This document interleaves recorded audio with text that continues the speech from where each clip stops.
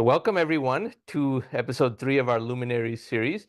Today we have Marc Prensky, who has been working with me on some of my work as well. The Atom publication I now call Third Millennium Economics.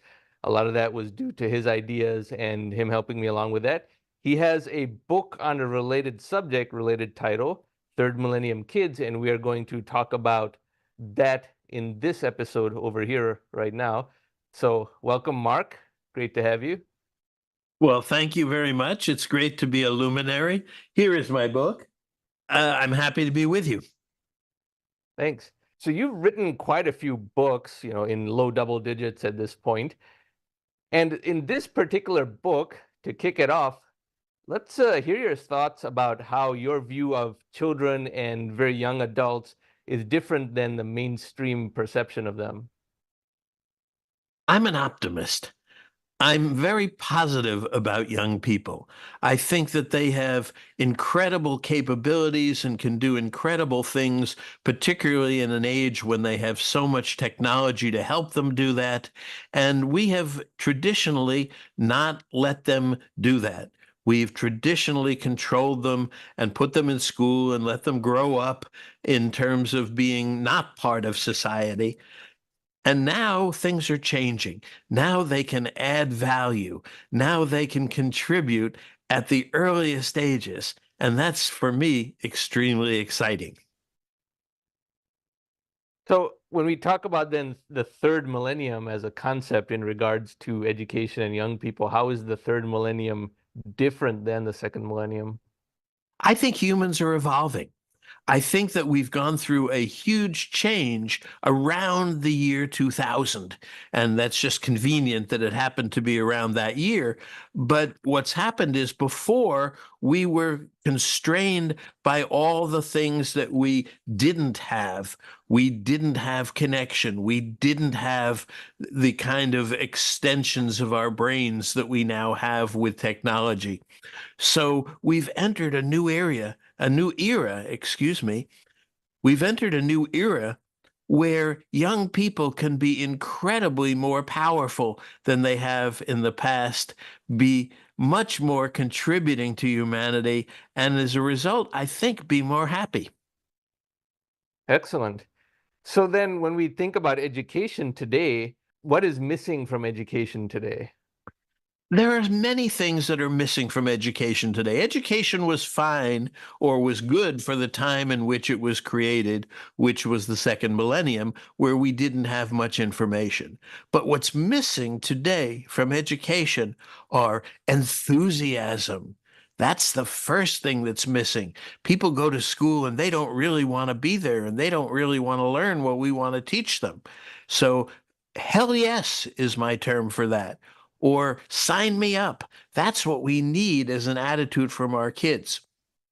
The second thing is low stress, because we are stressing our kids out to the point where some of them are even committing suicide. That's a horrible thing to do to young people. The next thing we need to bring out in the third millennium is all the imagination that's in their heads. That was very difficult to do in the past. You had to get expertise, you had to get technique, you had to spend years doing it. Now we have things like generative AI that can help us bring out the imagination in everyone, and we need it. The next thing is self-knowledge. If you ask kids, what are you passionate about? What do you want to fix? What do you want to create? Often they'll say they don't know. Well, they should know. They should know who they are. At any minute, it might change, and what they're excited about, and what they want to do, and what they want to fix, and what things they want to create in the world. And then the final one, and I think this is almost the most important, is that kids can now do real world accomplishment. They can create things in the real world that realize dreams, that fix problems they care about, that help people they care about. And real world accomplishment is something that has not been part of our education. Our education has been learning in advance so you could accomplish when you were an adult. But now that's going to change incredibly. Now, in terms of the solutions that are required to reform education to get young people on this track, what are some of the changes that have to occur given the reality of entrenched interest in existing education, the ossified nature of educational institutions they don't want to change? How are some of these solutions going to manifest themselves and what can be done? There needs to be a big change because now educational institutions focus on learning in advance. They want to put knowledge into kids' heads, and they do that sometimes effectively. But what we need in the third millennium is to bring things out of kids' heads. We need their solutions. So, in order to do that, we need high enthusiasm and low stress and self knowledge and real world accomplishment. So, one of the things I would like to see, and I work with many schools to do this, is a switch over to what I call empowerment hubs. That means that a school is not based on classes where you learn a curriculum in advance. It's based on accomplishing things that add value to the world. So, if a school is in a place, that place should be getting better because all the kids are making it better. The families should be getting better. The communities, the schools, the world, the country, everything should be getting better because the young people are helping make it better. That's a huge change in perspective. Are schools actually adapting in this direction? And is it only at the school level or is it even at the undergraduate university level? Who is adapting? Who is not adapting? What does it take to get institutions to go along with this type of philosophy? The adaptation is starting, and it's a long process. I in my book talk about a 20-year time frame. I think it's going to take that long. But there are many schools that are starting to do real world projects. Up till now, we've started mostly with what they call project based learning, which is just another form of learning in advance through projects. But now, real world projects are coming into the world. I'm going tomorrow to a school in St. Louis, Missouri, who wants to do this. There are proto empowerment hubs in schools all over the world. There's a company or an organization, there's an organization called Design for Change out of India that works on these kinds of real world projects in over 70 countries. And you asked about higher ed. More and more higher ed is moving to a project based curriculum where students don't take classes in subjects, but they continuously do real world projects and learn what they need to know while they're doing the projects and in service of doing those projects.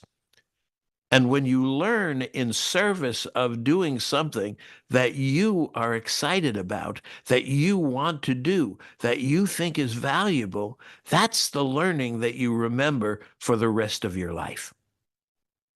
Indeed, because in academia, for example, now speaking about college, so I studied electrical engineering, and very little of what was taught, and this was a very good school, Case Western Reserve University, very little of what was taught had any relevance to a job that an entry-level person would get after a bachelor's degree in electrical engineering. They didn't teach you anything of relevance there. Everything that was taught was under the attempt to rope more students into a PhD program, into doctoral studies in electrical engineering. Very theoretical, very research oriented, not pragmatic in relation to getting jobs, and very little by way of projects that would be directly relevant to what an employer would have an entry-level student do. Now, this was some time ago, but it seemed very disconnected that way. But now, from what you're saying, there's some schools that are going in this direction of project-based learning, and like the one in St. Louis and the other ones that you mentioned.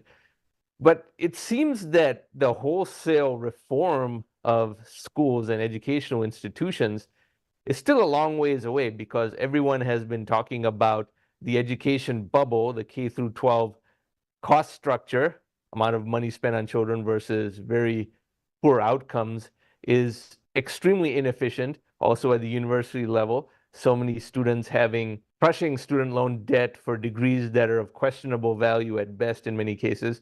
So do you see this helping in terms of the cost of education, value per input, both cost and time?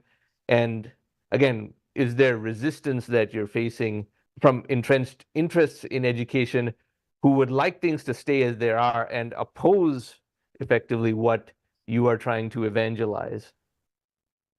Yes, there's resistance. Education, as it is, as we did it in the second millennium, is worldwide and it employs millions of people and it involves them. So the change is going to take a while. But I think more and more people in education, teachers and administrators, are realizing that what we did in the past no longer works for the future.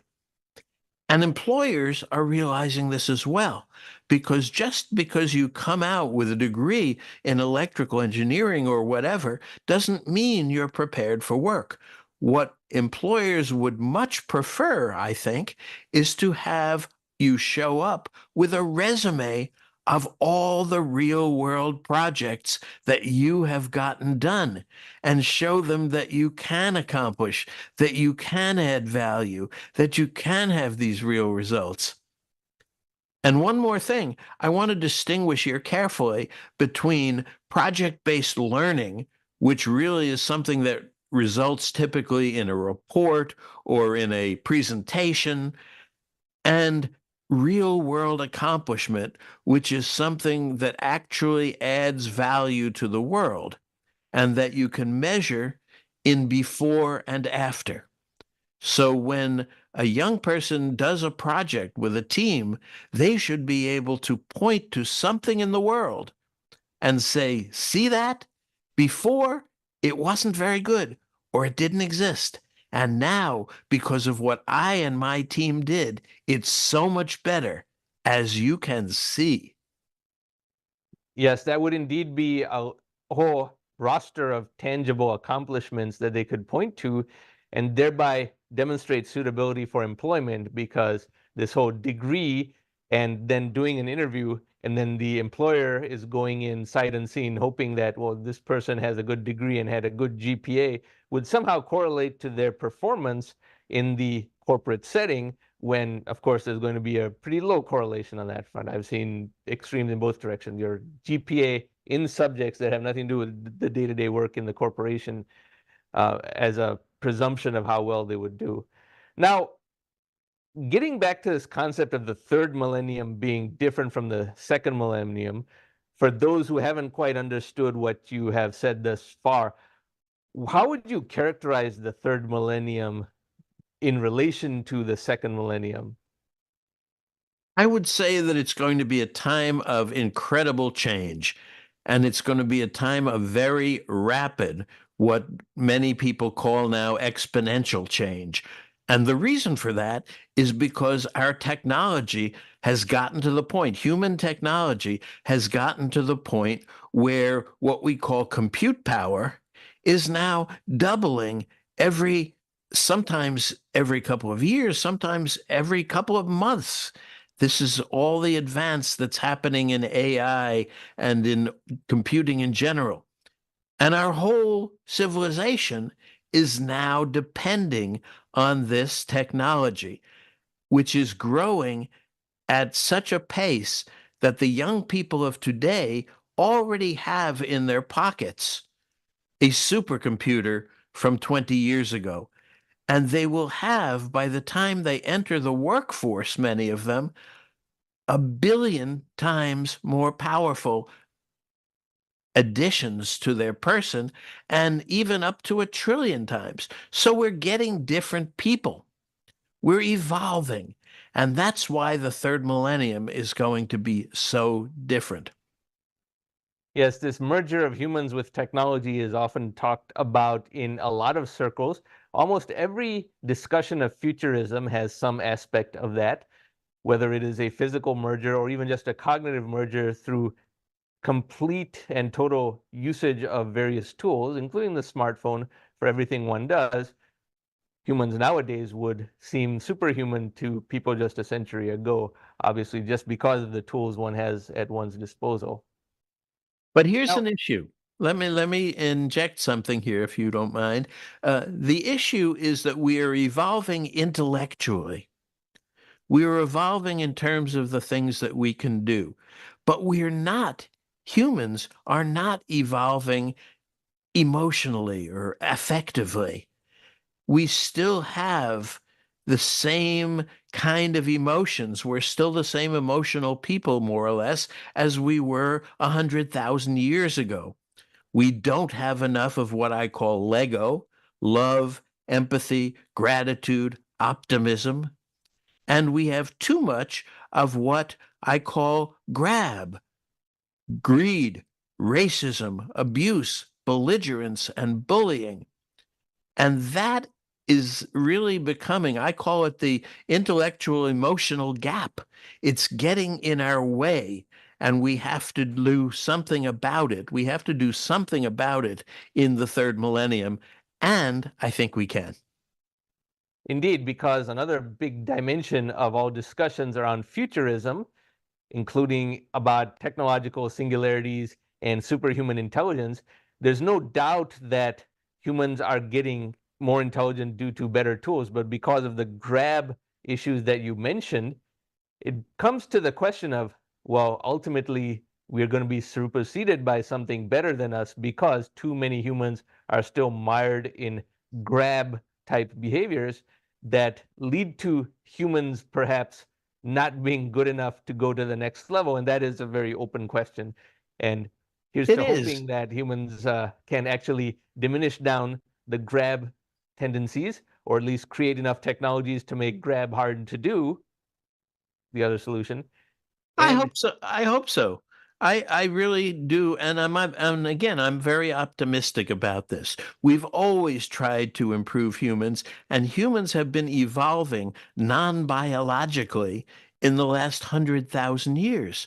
We've evolved speech. We've tamed fire for cooking and for other things. We have done agriculture. We've gotten social organization. We've tamed animals. We have created writing and print.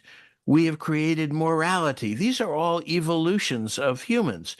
And more recently, in our times, we've created digital technologies. And even more recently, we've started to bring forth what we call artificial intelligence, which I call missing intelligence up till now. So we continue to evolve in the intellectual side, and now we have to do something to evolve in the emotional side. And because we have tools like CRISPR and like other things, we can now start to do this in ways that are not destructive. Nobody liked it when we were trying to make the right people by killing off the wrong people. That's not the way to go. What we can now do is the same kind of thing we do to eliminate disease. We can say, okay, if we just change this small thing, we get much better people from everybody's perspective, not from the perspective of one nationality or another nationality or one race or another race, from everybody's perspective. Everyone wants people who have more love, empathy, gratitude, and optimism. So let's see if we can get those. absolutely. But then how do we prevent the wrong people from being the ones who decide what traits should be taken out? Two examples that we see pervasively in the world today is some people may want to eradicate the beliefs that other people have that are on the other side of the political spectrum because that is seen as a genetic defect of the other side, number one. And we also see groups of people, and unfortunately rather large groups of people, who will say things like masculinity in and of itself is bad and needs to be eradicated through CRISPR type tools and things like that, which I think is a terrible, terrible idea. But there are a lot of people who think it's fashionable to say something like that. So how do we prevent megalomaniacal people who have perhaps a different value system, who want to eradicate these things that need not be eradicated? It's tricky and it's fraught. And it's going to be very difficult. It's going to take time. That's why I have this 20-year time horizon, and it may take more than that. But my perspective is that I'm an optimist, and I think humans really know what's good and want to be better. And I think that we will eventually work it out, as we always have. And that's why I call it an evolution. What works best for everybody is what will prevail. And we're going to see things right now. We're seeing in the world a return to grab in politics and in a lot of ways. And there will always be people who have their own agendas. One of my basics for the future is the ability to compromise. And if we don't have that, we're going to have a lot of trouble. So another thing that you've mentioned in your book is how expertise, or what is understood as expertise today, is greatly diminishing in importance. And could you elaborate more about what you mean by that and how people should not necessarily pursue specialized expertise in the traditional sense? Sure. In the past, things didn't change much or didn't change very quickly. So, what you had experienced and learned in your lifetime was something that you could pass on to the next generation. That's what we meant by expertise. You had seen a lot of things. You wanted the older doctor who had seen more cases than the younger doctor. Well, it turns out that that is still true in emotional sense. Because people are not changing much emotionally, the emotional wisdom from the past, from all of our past, is probably in many cases still true. That's why we can still be interested in Shakespeare and other things like that. And he shows us about how humans are, and we're still that way. But when it comes to the intellectual stuff, when it comes to all the new stuff that's being invented and being done in new ways, and all the new ways we are organizing and creating given the technologies that we have, what people knew how to do in the past is just not going to be relevant for the future. Some of it may, but much of it, if you say, well, all my experience tells me that we should do this, you might be very wrong because it's such a different world. Okay, so this also seems to have some degree of, let's say, advanced society assumptions around it when, of course, we're dealing with the whole world. And you've actually spent time in India, one of the few non-Indians who has done that and spent a lot of time there.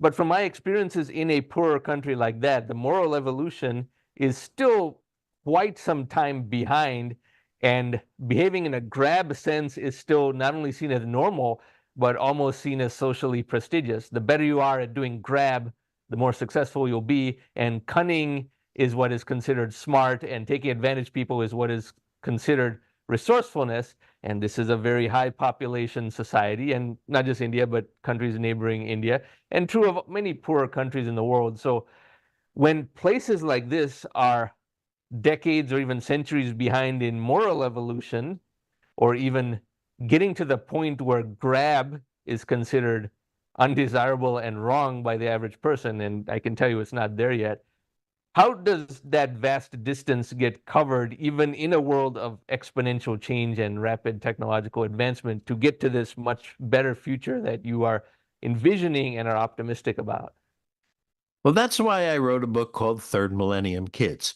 My hope, and it is perhaps more of a hope than I something I can document, but when I see kids around the world, I think they're different. I think they're changing. I think they're seeing so many of the ways that we have messed up the planet. I see they're seeing what the United Nations calls its sustainable goals. And those things are really, from their point of view, our generation's epic fails. We have really failed in a lot of ways. They are nowhere near as well off in every sense as they could be and should be. And I think they are starting to realize that.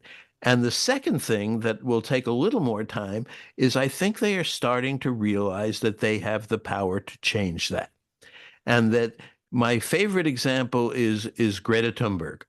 So take a Greta Thunberg, who was a young person who said climate is really, the adults are not doing enough about this problem and climate change. And so she started out doing things that we did in the second millennium. She demonstrated in the rain in front of Parliament, and she spoke at the United Nations, and she spoke at the World Economic Forum, and she didn't really see much change. So then she started turning to some third millennium methods. She started organizing the strikes in the various cities that she calls Fridays for Future. And those are good, but they're very small and they're local and they're infrequent. Now, here's the power that Greta has as a third millennium person. She could ask every young person in the world, every kid in the world, and she can connect with almost all of them through the media. There are more than 5 billion phones in the world now. She could ask them all to not go to school until something meaningful happened around climate change. Just don't go. Now, not everybody would agree to that, but a lot of them would. And think of the chaos that that would cause among the adult generation. So suddenly, our young people, as a planetary force, has power to make changes. And I think that as this realization comes to the generations that are now starting out in the third millennium, I think we will see very rapid and very extensive change. Okay. Now, there's an acronym called MESS, MESS, in your book, and you describe that as something that is no longer necessary because we have graduated past the difficulties of what MESS represents. So could you explain a bit more about that? Sure. The acronym is the MESS, MESS, which stands for Math, English, Science, and Social Studies. And that, with the exception of changing the language depending on where you are, that is the curriculum of the entire world. The entire world teaches math, English or local language, science, and social studies. And it starts at the very beginning and it goes through an entire curriculum of doing that. Well, that was very useful in the second millennium because we didn't have access to information. We didn't even have access to teachers in many places. So it was useful to put people into classrooms, batch process them, and teach everybody the same MESS curriculum. That is no longer necessary because everything in the mess is now in your pocket if you have a smartphone. And the trick is knowing when you need it and when to use it. Well, that's becoming easier and easier because when you want to accomplish, which is when you need this information, when you want to get something done, you can figure out what of the mess you need. It's not that the mess is not good stuff. It's only good stuff for certain people at certain times. And so now we have ways not only to have it with us at all time, all of it, but to say, when do I need this? We have YouTube to tell you how to do almost anything. We have AI to tell you what you need to do something, get something done. So we're moving into a period where learning the mess in advance is no longer necessary. It's not that the specific content of the mess isn't necessary for some people at some times. It is. But learning the whole mess in advance as much as we do is very outdated. Indeed, because a lot of people don't realize that this whole classroom-based model of schooling, known as the Prussian model, that's P Russia, after that it was a part of the German Empire, is from the mid to late 19th century, 1850s and 60s, and it was designed to get factory workers trained on just a few basic things: how to show up on time, how to schedule periods of the day, that's why there's a bell between the periods, and to achieve basic literacy and become obedient to the teacher. This is why that model was created. Now, 160 plus years later, that is quite outdated because these things, while showing up on time and such is important as well, to go to an institution to learn these things in a period-based model is very, very odd. And when you think of something like the mess, we are told that children, let's say sixth grade children, 11 years old, they'll have to progress at the same rate in mathematics, reading, spelling, science, and everything. What if someone is 2 years ahead in something and 2 years behind in another, and they're told that they're wrong? And I always thought that people in the future would find it very odd that we had this type of one size fits all type of institutional learning where you have to advance in all the subjects at the same rate. And the only thing you have in common with other people who are advancing at different rates is that you're the same age as them and nothing else. It's very, very odd. When you talk about schooling, so someone of my age, when I was in school, I was very good at three things that were given a lot of importance when I was in school and are obsolete today.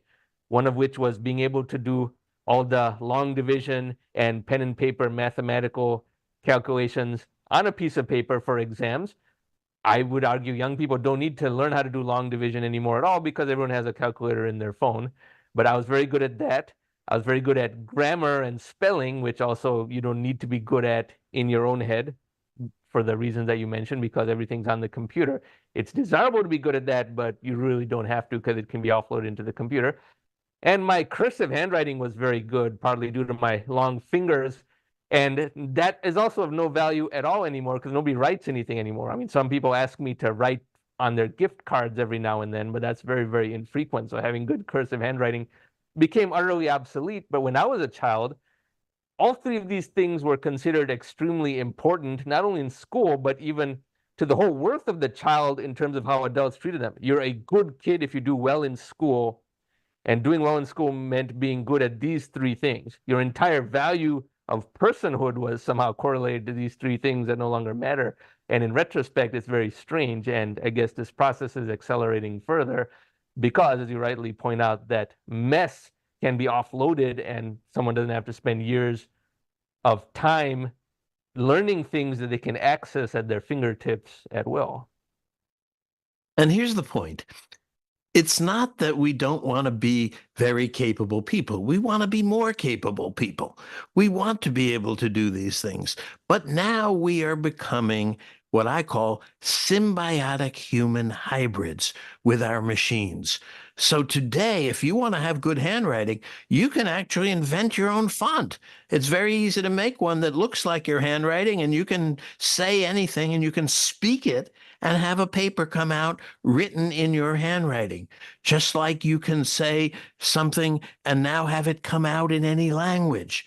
You can do that in voice. You can do that in writing. It's a very different time.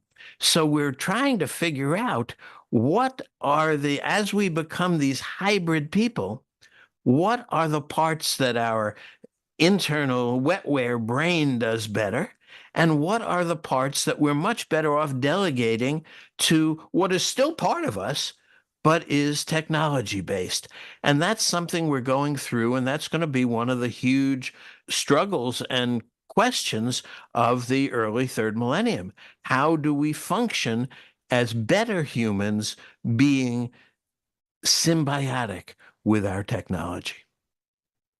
So then, in a concept of what the basics even are anymore, what would you define as the basics that people do have to learn as opposed to what was assumed to be the basics under the mess era and prior? Well, we don't have to do what we did before. Before, the basics were considered what we call in English the three R's: reading, writing, and arithmetic, followed by the mess.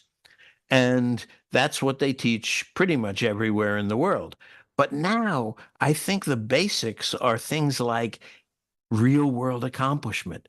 You can start when you're as young as 3, and we have examples, and we have tens of thousands of examples of young people doing real world accomplishment and adding value to the world. That needs to be a basic. Another basic we need is to be able to get to the essence of things. And if there's a truth to be found, to find that truth. We need to be able to compromise with each other and to get along with each other. That's a huge basic. We also need to be able to adapt, because things are changing so fast, so quickly, that we'd better learn to adapt. What we do this year is not necessarily what we're going to do next year. That's one of the reasons why teaching is having such a problem, because they do the same thing year after year over and over again. The next thing is this idea of Lego and grab, that we want more Lego, love, empathy, gratitude, optimism. And I would add what my friend Esther Wojcicki calls trick: trust, respect, independence, collaboration, and kindness. We need to get more of those and less of what you keep referring to is rightly as the grab: greed, racism, abuse, belligerence, bullying. We need much less of those. So that's yet another basic is self-education, because it was assumed in the second millennium that you had to show up at a classroom and let somebody else educate you. Well, that's not true anymore.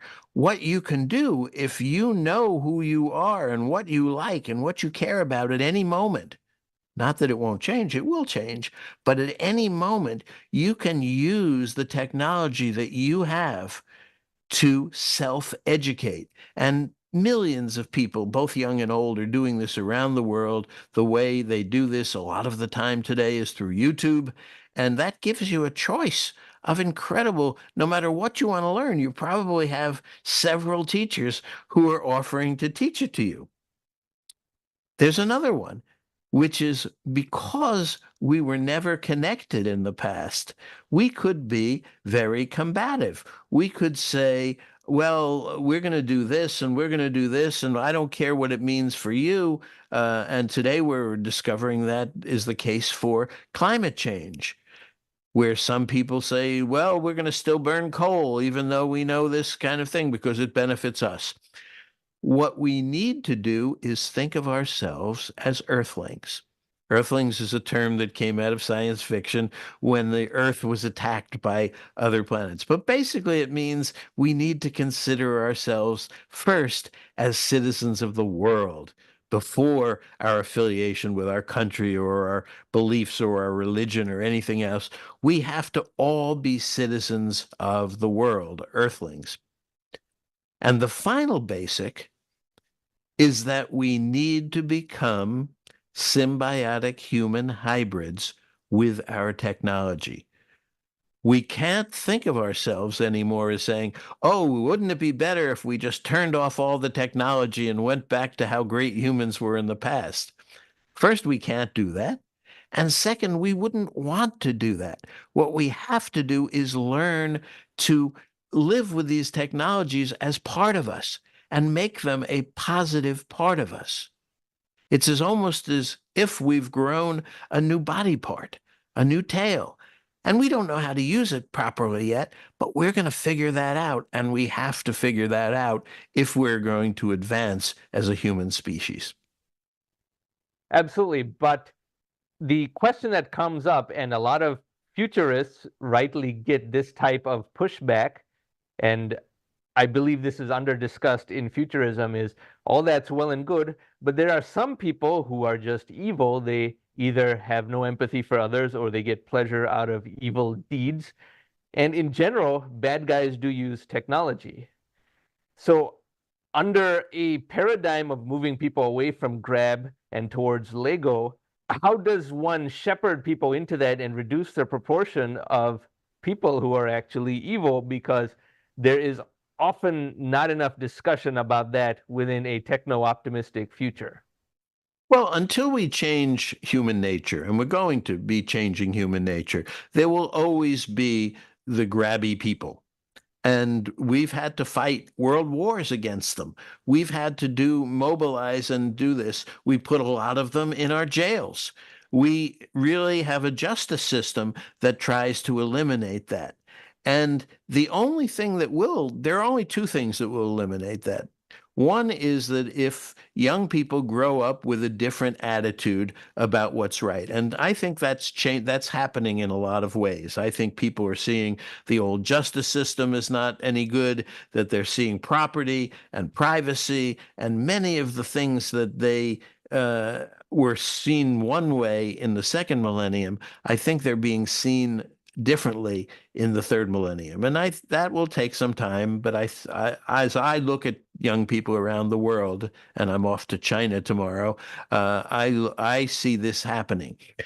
The second thing is that we have to try to make it not as useful for people to do these things. And that's part of understanding that if we're being manipulated, we are being manipulated. Understanding that this is something that is going on into us that we don't want. If we are young people and the games makers are making games that do things to us that are not good, then they should make different games. We should ask them to be making better games or better technology. And something we're just at the very beginning of, is figuring out how to use all the technology and power that we have for good. And we just have, because so many people use it for greed and for making money and for getting their own way, we haven't figured that out yet. But we're going to figure that out. We have a lot more people, I think, that want Lego than people that want greed in the world and grab in the world. And so this is a process that we're going to go through over first the next 20 years, but probably through the entire third millennium and the reason we need to do that is because humans always want to advance. They always want to advance and they always want to get better. And I think almost everybody knows what better is, even though we may disagree at the margins. Okay, now you did say that tomorrow you're going to St. Louis, and then you said tomorrow you're going to China. Well, I'm Some going to viewers might China get later that. in the week. Okay. I'm going tomorrow to St. Louis Yeah. and for a day, and I'm going to be at a school there that's a very forward-thinking school and talk to the faculty. And then I come back and I go off to China where I'm going to be speaking at an education conference and trying to help them understand that it's not doing the mess with more technology that we need. A lot of people in the world think that what we need is just to keep doing the mess, but add more technology, make it easier, make it more differentiated. And that's not what we need. What we need is to figure out what each person needs and has high enthusiasm about, and then help them do those things with not excessive stress. Okay. Now that brings up another complication. So I saw a podcast with Scott Galloway that was posted just recently, and he says something somewhat the opposite in that don't follow your dreams because most young people's dreams are improbable or mathematically difficult to achieve. Extremely few people will be able to earn a living as a musician or actor or pro athlete or even social media influencer versus become a corporate attorney or an investment banker or an accountant and so forth. So while we are achieving greater economic complexification where more aspirations can be pursued, remember in the old days, there are only 4 professions available for men and maybe 2 available for women, and that's it. You had to be good at one of those 4, and your choices were very limited. And if you're a high IQ person who was not wealthy, too bad, your intellect went to waste. But he does point out a valid concern, which is that things that are glamorous and fun do not cater to the number of people who want to do them.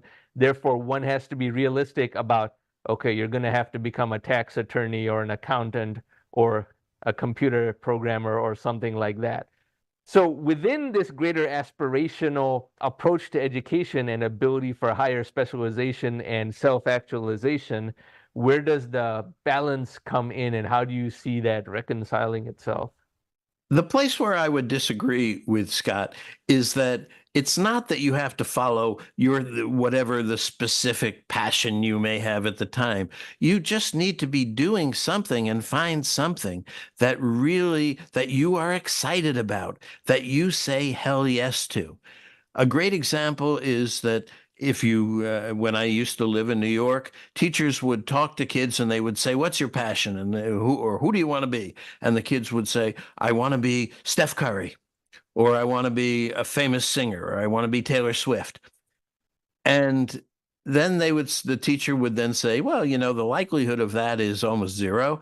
So, you better have a plan B. You better have a backup." And what I say to those kids is, let's probe a little deeper. Why do you want to be Steph Curry? Do you want to be Steph Curry because he's a great athlete and a great basketball player? At which point, practice your butt off because that's what he did and that's how he got there. Do you want to be Steph Curry because he's rich and famous and can do all these things? Well, if that's what you want, I recommend you go to business school. I recommend that you do something that will get you that goal. And if what you sound telling me you really want to be associated with basketball, well, guess what? On a professional basketball team, there are 300 people, only 12 of whom play basketball. There are trainers, there are agents, there are everything that you could possibly imagine. So no matter what you're good at and what you like to do, if being part of basketball or music or anything else is really your agenda, you can figure out a way to do that that both works for you and gives you a hell yes attitude and helps other people at the same time. And that's what we should be struggling for. Now, that also leads us to another question of how much technological access should children have? Should they have a smartphone? And if so, at what age? And should the hardware and software producers of smartphone components have child-specific smartphones that allow certain access and not others, and can be upgraded as the child gets a few years older because someone upgrades their phone every 3 or 4 years anyway? So there are a lot of complicated decisions to be made by parents in terms of whether their child should have that type of technological access and their own device. So what are your thoughts about that? Well, there are many possible solutions, and if they have to be individual. I don't want my child or anybody's child to be raised statistically. If the statistics say this is going to happen, 20% of the people are depressed or suicidal or whatever, then I won't give you the phone. No. You have to know who your young person is. And the biggest thing that we don't do today is get to know our young people. We just treat them as if they're kids and we never have the conversations. So the very first thing I would say is, yes, you can have a phone whenever you want it, if, and I am a big fan of not saying no to anybody, but saying yes, if. You can have it if you keep me very informed about how you're feeling about using this phone. If you're feeling bullied, if you're feeling bad about it, if you're feeling all these things, we need to know about this. We need to discuss this. But on the other hand, you are a person who was born in and is living in the third millennium. And having technology as part of you that extends you, that does positive things for you, is your birthright. And so I would not take away the technology. I would just work to make the technology work better for every person at every age. Okay, so we talked a little bit about why change is so hard, but I want to drill a little more into this because educational institutions have perverse incentives these days.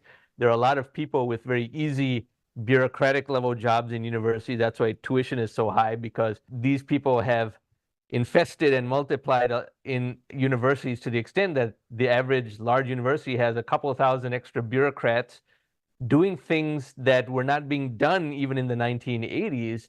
And those people are very redundant, and this has continued to inflate the cost of universities. The same in the school system. The most powerful lobby of all in the United States is not even the military industrial complex or big pharma or anything like that. It is the schools union, teachers, superintendents, administrative bureaucrats in schools, because that is a massive tool of government within society and organization of people, and a powerful political lobby and force within the political landscape. So given how hard change is, how do you see change occurring and with a real effect of getting educated for modern workforce needs, enlightenment needs, self-actualization needs, should in fact be a lot cheaper once we reform or bypass or do away with or diminish the existing cost structures. So yeah, a lot of questions within there, but how do you think change can occur and where will it be the hardest? Yeah, I don't blame any of the people in the system. They went into a system that existed, and most of them went into it because they want to help kids. And that's a great thing. What's changed is the environment and how to help kids.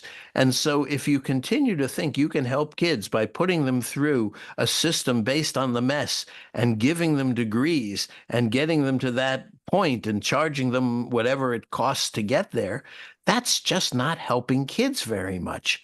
And what we're discovering these days is you can get a college degree if that's what your employer wants in many ways, and you can do it online and you can do it in other ways. It doesn't matter even anymore which school you go to, except at the very, very top. So what's changing is what the actual job is. And when I talk to teachers, I say, look, if you think your job, and most of them do because they're told this is their job, is to cover the curriculum that's in the textbook. That's what teachers are told to do. You have to cover the curriculum that's in the textbook, lecture on each chapter every day or however you do it. And that's your job. And then you have to get good scores on tests for the kids having that stuff in their head. If you think that that's the job that kids need these days, then you're wrong. It's not. And if that's what you're doing for a living, then you might want to rethink that. You might want to think, well, am I still making buggy whips? Am I still making buggy whips in the time of electric cars and jet planes and all this kind of stuff? And I think that most educators have an idea that what they're doing is not up to date. It's not right. They don't know how to change it yet. They are very focused. Oh, well, if we only changed the curriculum a little, if we only got rid of a few administrative personnel, that would fix the thing. It won't. What has to happen is we have to rethink what kids need to succeed in the third millennium. And what they need is high enthusiasm, lower stress, more self-knowledge, more imagination, and much more real-world accomplishment. And if we realize that, we'll start doing that. And that's why some of these schools are already starting to do that. When kids go through this stuff, when kids do real-world projects that they're really proud of, that they've chosen themselves, not that they were assigned to, but that they've chosen themselves. And when kids can point to something and say, see that? It's so much better.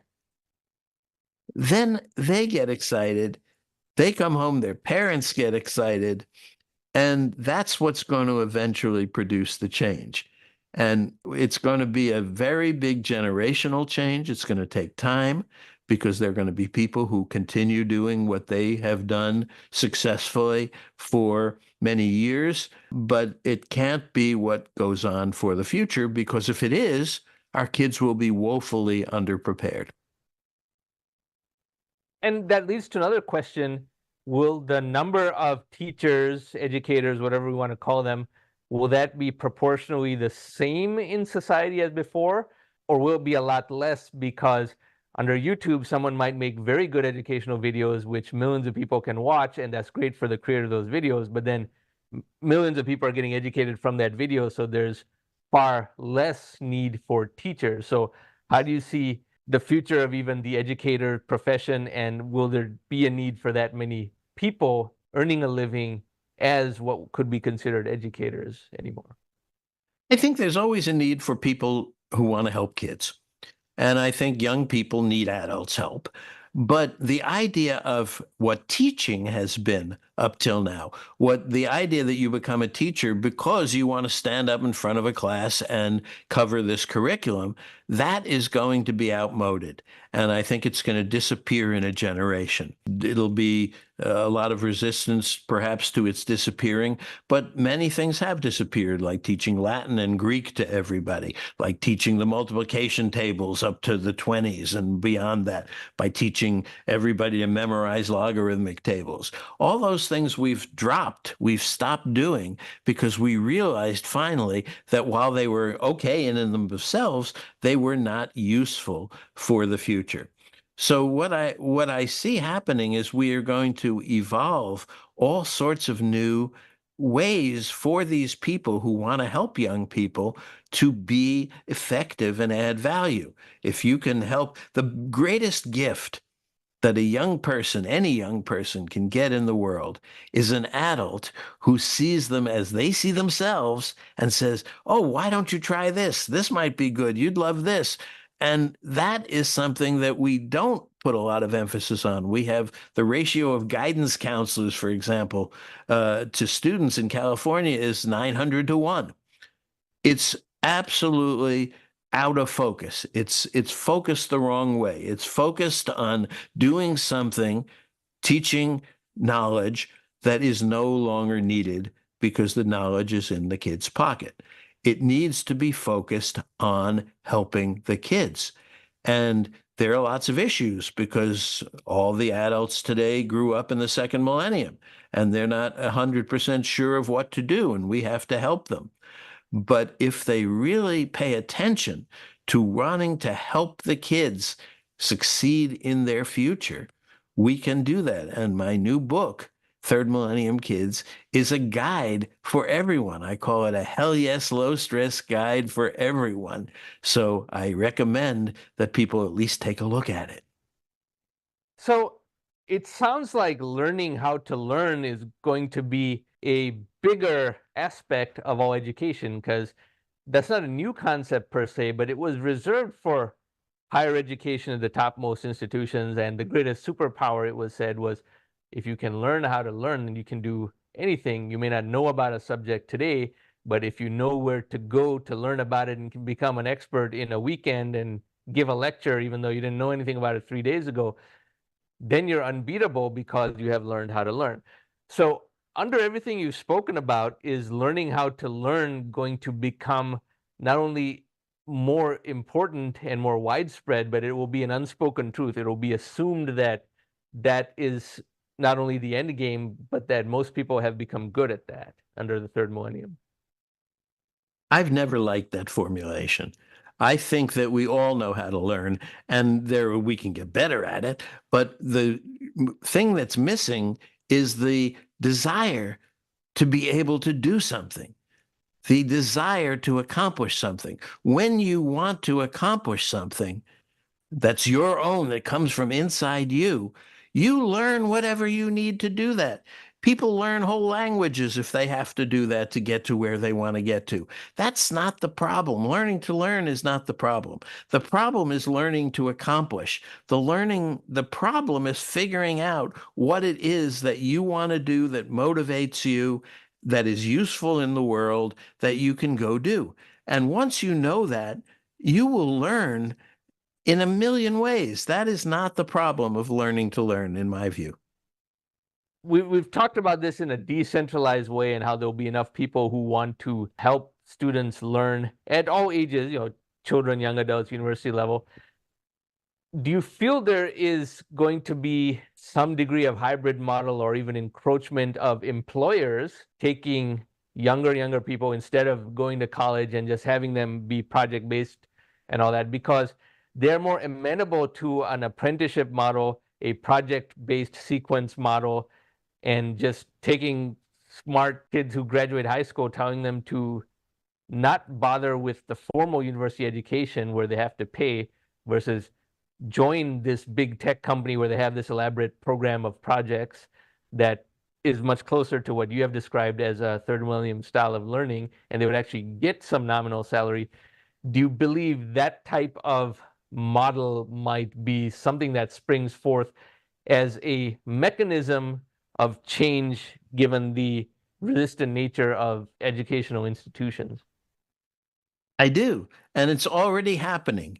And we are seeing a rise in apprenticeships, but they're not becoming what we need yet, and they will. We need, just like baseball teams or sports teams need a farm team, they need to start finding young people when they're young and who are very enthusiastic about what this is and helping prepare them. The businesses should be doing the same thing. What's changing is that young people can add value, so that businesses can now find somebody to do work for them who is much younger than it ever was the case before. And we've started to see this as companies needed websites and companies need now AI.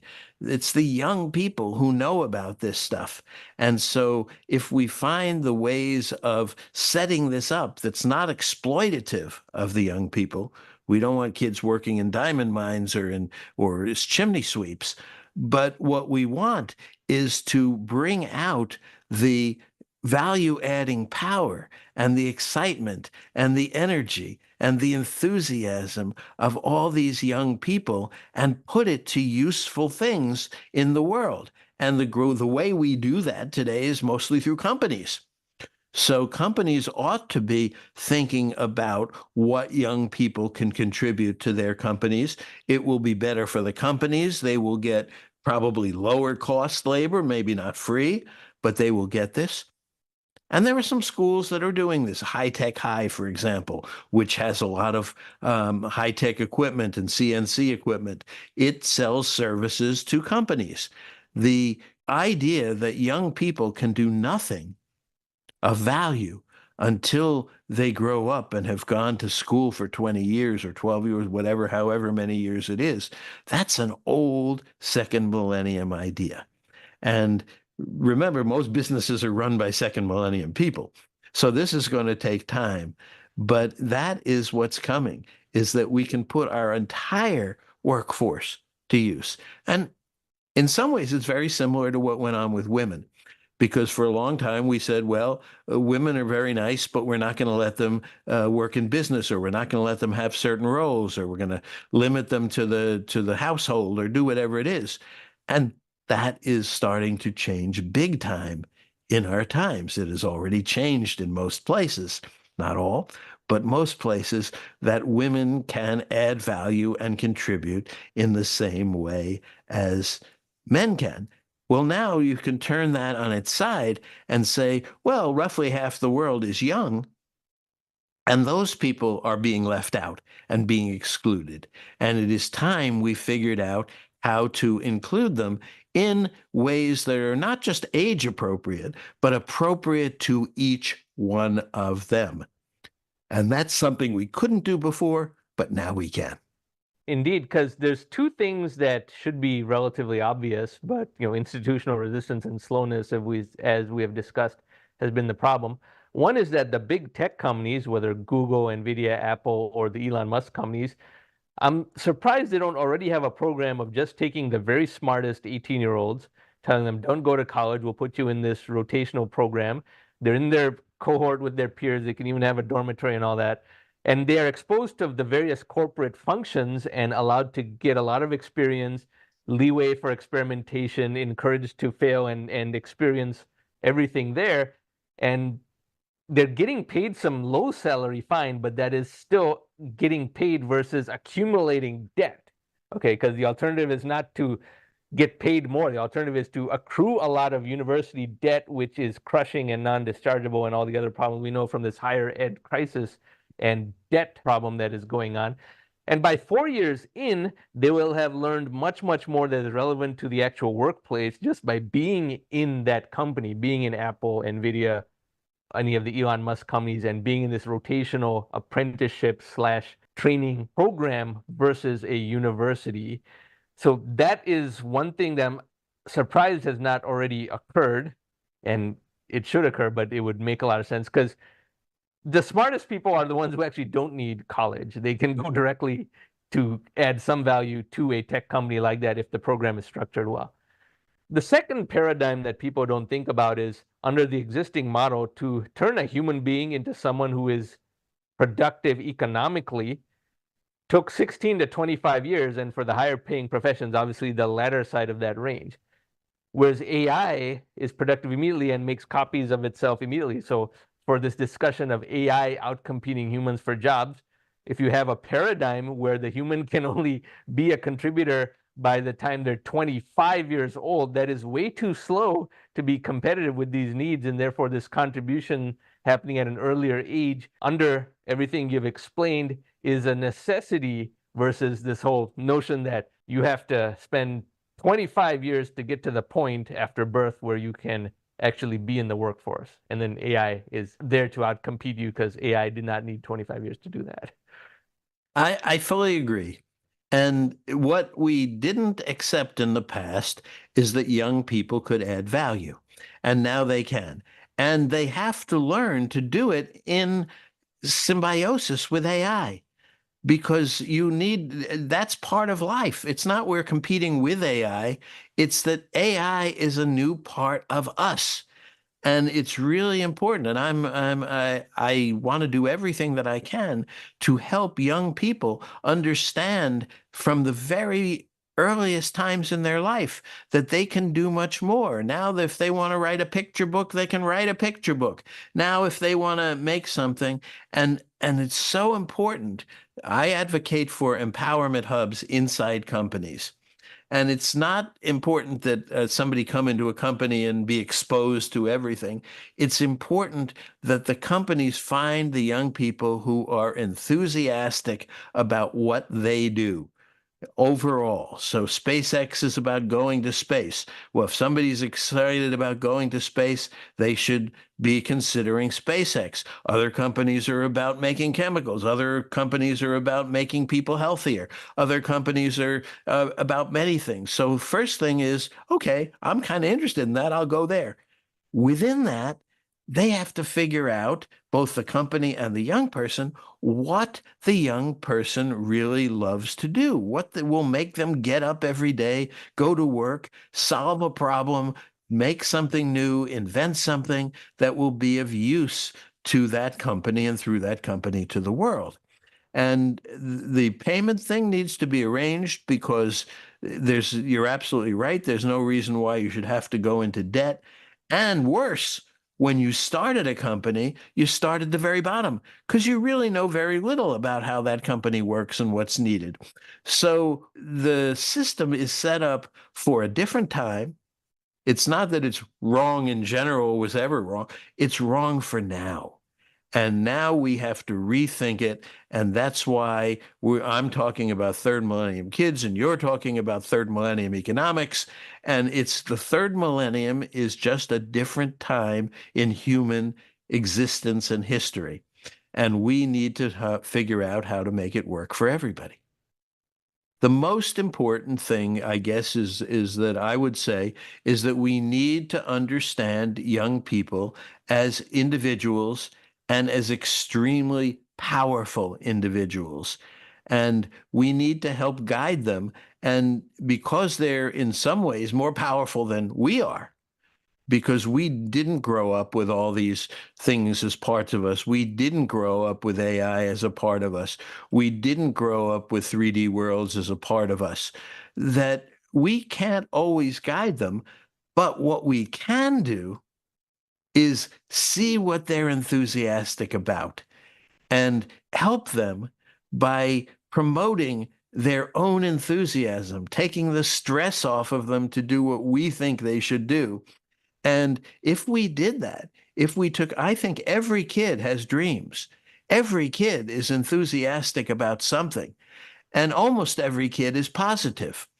So if we did that, if we learn how to do that in new ways that are appropriate for the third millennium, we will go much further because we'll be putting all of our people to work. Absolutely. And it seems we're only scratching the surface of what's possible, because everything you're talking about will be understood and enthusiastically received by the topmost tier of people in advanced economy countries, but that's a very small percentage of the world. in poorer countries, and even the educated people of poorer countries like in India, is still far from that. It's very brutal in that a child has to do well in a very rigid system that is memorization based and get high scores on exams. India is still a place where if a kid has dyslexia, parents don't accept that and they beat the kid for not doing well in school. They'll say, this kid seems smart verbally, but he does badly in exams. So corporal punishment is a very common thing, and that's very sad, but that does happen all the time. The neighbors can hear that the parents clobbering the child for doing poorly in the exam. And forget the opinions of even just children under 18, that goes even further. It's a cultural reality in places like that where the opinion of a 25-year-old is considered to be of no value to the 50-year-old, in that wisdom and knowledge is seen as 100% correlated to calendar time on this earth. And the extent to which the opinion of the 30-year-old is dismissed and completely ignored by the 55-year-old is surprising and very, very outdated, of course, but that is the reality in this very large population pool and probably a lot of other emerging countries that are poorer and less advanced in terms of cognitive complexity, moral evolution, economic complexity, innovation, things like that. And there's a reason for that. The reason is that in the past, things didn't change.